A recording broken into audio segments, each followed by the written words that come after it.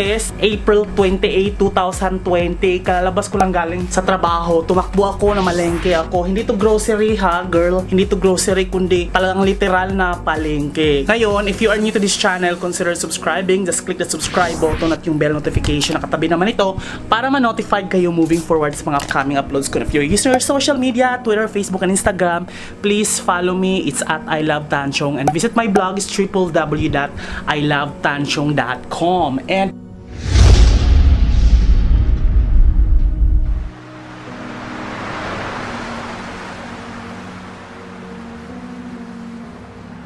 eto nga, magpabilisang pakita sa inyo ang mall no talaga. Ito kasing kondo ko, malapit lang talaga sa palengke. Like, 1 minute lang talaga. So, first time ko, dire-diretso lang ako sa palengke. Yun pala, iba na yung entrance, iba na yung exit. Pero wet and dry market to ha. As in talagang may mga manok, mga nagtutubig. Talagang wet talaga, wet market talaga siya. Dito lang sa Along EDSA lang siya. Malapit sa may Jollibee. Bumili ako ng mga pagkain. Ito. So, papakita ko sa inyo kung ano yung mga prices niya para alam nyo rin kung ano yun na yung mga status ng mga presyohan ngayon na habang nasa lockdown. So, kailangan ko kasi bumili ng gulay o di kaya karne or ano kasi nga puro dilata na lang yung mga niluluto ko, diba? Napansin nyo naman. So, nag-crave naman ako ng totoong pagkain, hindi yung puro preservatives na lang. Baka mamaya maimbalsa muna ako sa sobrang ka-preservatives na, diba? So, buhay pa nga lang, inimbalsa muna sa kaka-preservatives. So, ngayon, pakita ko lang sa inyo, nagdala ako ng pera na 700. Gano'n na lang yung meron ako. Siguro mga sa 700 pesos, meron na lang ako ng 120. Tsaka mga 20 pesos na barya dito. So, yun na lang yung kinakapakapa ko pa yung bulsa ko. Wala na talagang tira. So, yun lang. Siguro mga nasaan na yun, 150 pesos na lang ang natira ko. So, siguro ang nagastos ko ay mga 550. Ito na lahat yun. Yan, so ayun na nga girl, bumili ako ng 2 kilong bigas.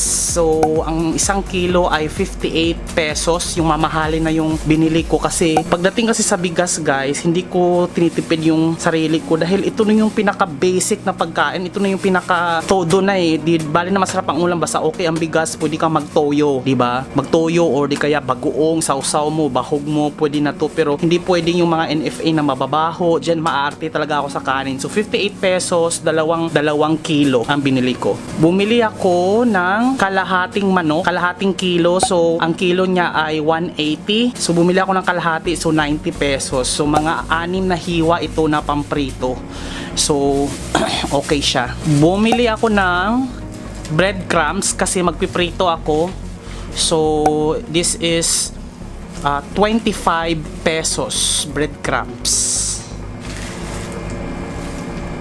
And bumili ako ng longganisa. This is amounting to 85 pesos, 10 piraso. Kalahating kilo to guys. Mga 10 piraso siya.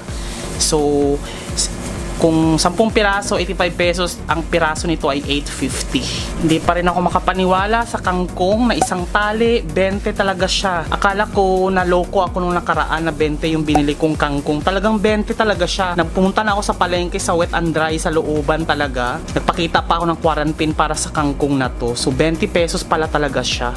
Dati 5 piso lang to, ngayon 20 na siya. So hopefully pag okay na yung supply ng mga gulay bababa na yung presyo.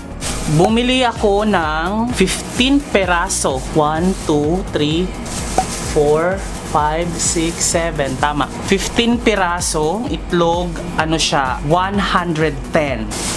Tapos, bumili ako ng mangga. So, nagmahal na yung mangga, guys. Ang bili ko dito ay, sa mangga ay, 1 kilo niya, 60 pesos. Nung nakaraan, bumili ako 50 pesos. Ngayon, 60 na siya. So, mga nasa 7 piraso, 60 pesos. Ito, bumili ako ng munggo. It's 30 pesos. Kasi gigisa ako ng munggo. There you go. Yun lahat ang nabili ko. Pagpalagay natin, nasa 500 plus din to. Hindi mo lang ako nangalay. Hindi mo lang ako nangalay sa 500 ko. Sobrang gaan, sobrang Anyway, magluluto muna ako ng makakain ngayon ng agahan. Nakapagsaing na rin ako nagsaing ako bago ako mamalengke. Talagang social distancing talaga ako. Pag may kasalubong, umiiwas talaga ako kasi sayang yung pagka-quarantine ko ng ilang linggo tapos magkakasakit lang din. So, imbis na konti na lang, 'di ba? So, ayaw magkasakit dahil mahirap na. Guys, masarap ang ating uulamin ngayon dahil yung kangkong na papakuluan ko lang tapos isawsaw sa bagoong na may kamatis at suka. So, yun yung gagamitin natin ngayon. Yun yung iulam natin ngayon. At saka tuyo. Yun yung uulamin natin. Kasi di ba meron akong tuyo. So, magpiprito ako ng mga 2 piraso. Tapos, ilalagyan ng mainit na tubig.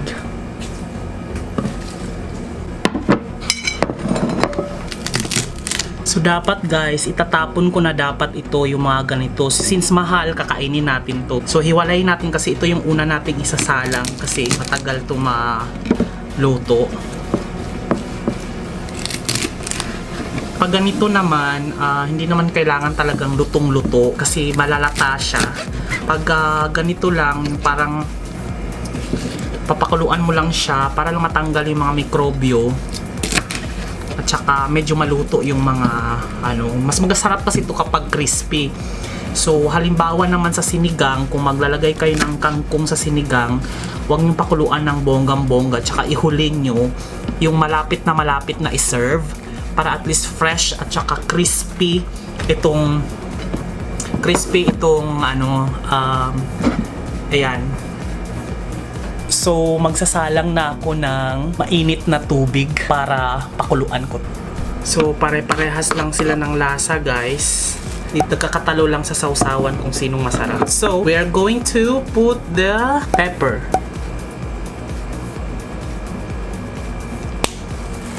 Lagyan na natin ng chili powder. Or, pag wala kayong chili powder, mismong sili talaga, pwede yon.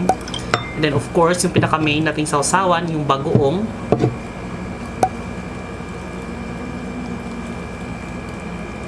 Sarap, ang bango.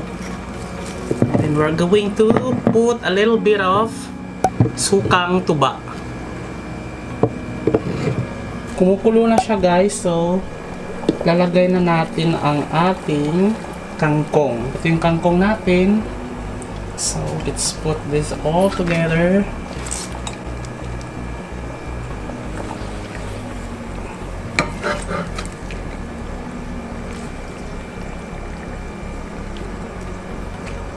Tapos hayaan lang natin siyang kumulo ng 1 minuto bago natin siya ilipat ulit sa plat. So hindi na natin siya masyadong lutuin kasi malalata siya, mawawala yung crispiness niya. So ganito lang. Then kumulo lang siya, nalipat na natin siya dito.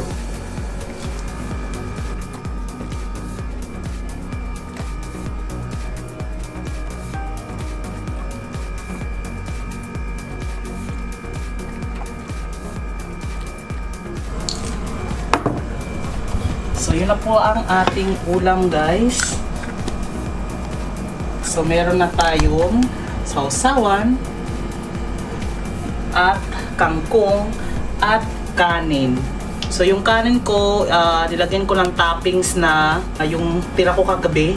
So, para yung tira ko na pusit, yung tinappings ko siya para maging mainit sa taas. So, yun. Yan, kain na muna tayo, guys. So, gutom na ako.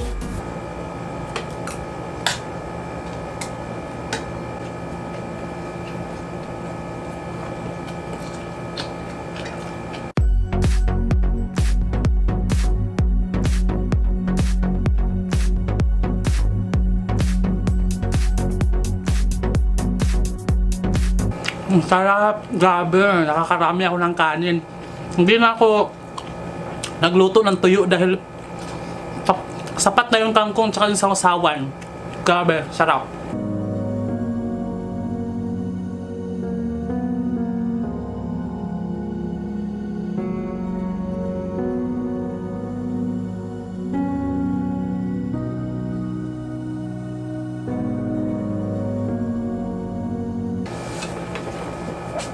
Tingnan mo to guys,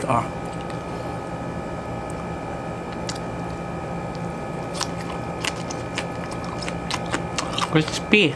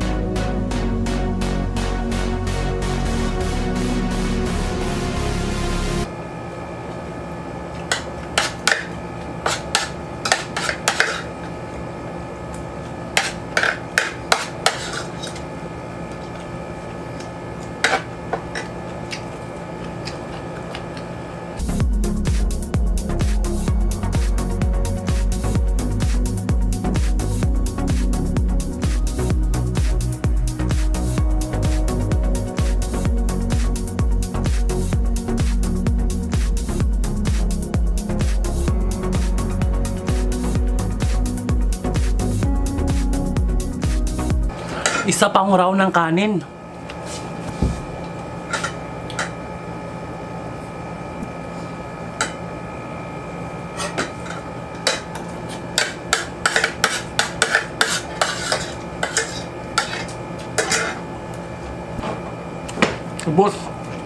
Grabe, busog na busog talaga ako, promise.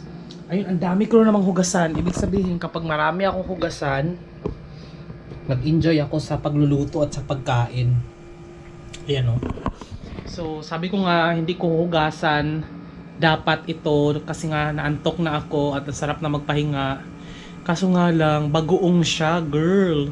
So, tapos meron pang pusit yung kagabi. So, mangangamoy ang buong kwarto, unit ko. So, hugasan ko na lang siya. Wala akong magagawa.